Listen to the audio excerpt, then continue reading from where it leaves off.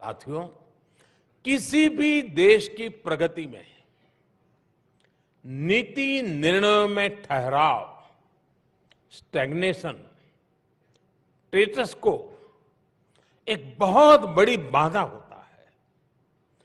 हमारे देश में भी पुरानी सोच और अप्रोच के कारण, कुछ परिवारों की लिमिटेशंस के कारण एक लंबा ठहराव रहा।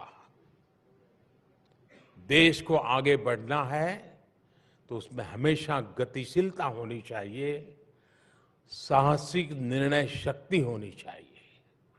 देश को आगे बढ़ना है तो उसमें नयापन स्वीकार करने का सामर्थ्य होना चाहिए, उसमें प्रगतिशील मानसिकता होनी चाहिए। देश को आगे बढ़ना है तो उसे अपने देशवासियों की क्षमताओं पर, उनकी प्रतिभा पर भरोसा होना चाहिए और इन सब से ऊपर देश के संकल्पों और सपनों पर देश की जनता का आशीर्वाद होना चाहिए।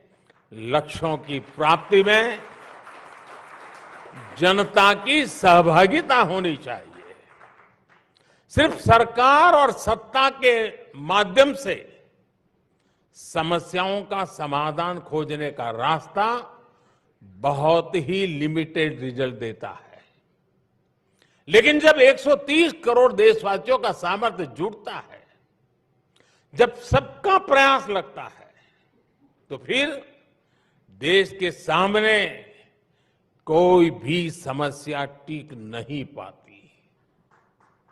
इसके लिए देश के लोगों का सरकार पर भरोसा उतना ही जरूरी है।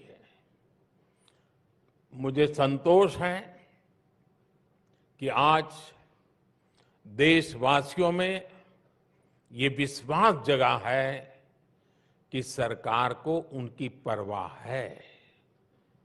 इसकी और एक वजह भी मैं आपको बताना चाहूंगा, और वो है गवर्नेंस में ह्यूमन टच, सुशासन में संवेदनशीलता।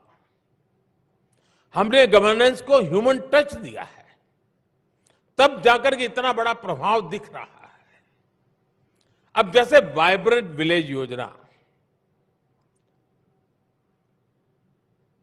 दशकों तक बॉर्डर के हमारे गांवों को आखिरी गांव माना गया। हमने उन्हें देश का पहला गांव होने का विश्वास दिया। हमने वहां विकास को प्राथमिकता दी। आज सरकार के अधिकारी, मंत्री इन गांवों में जा रहे हैं, वहां के लोगों से मिल रहे हैं, वहां लंबा वक्त गुजार रहे हैं। नॉर्थ ईस्ट के लोगों को भी पहले दिल की और दिल्ली की दूरी बहुत अखरती थी। हमने यहां भी गवर्नेंस को ह्यूमन टच से जोड़ा।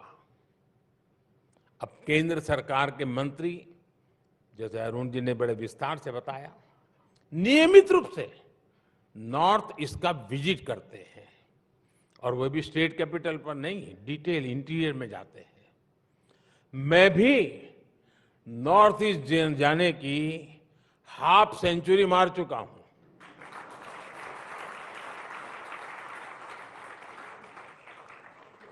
साथियों, इस संवेदनशीलता ने ना सिर्फ नॉर्थ ईस्ट की दूरी कम की है, बल्कि वहां शांति की स्थापना में भी बहुत मदद की है।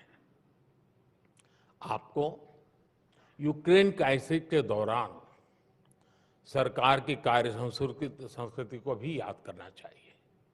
देश के हजारों परिवार चिंता में थे। हमने करीब करीब 14,000 परिवारों से कनेक्ट किया।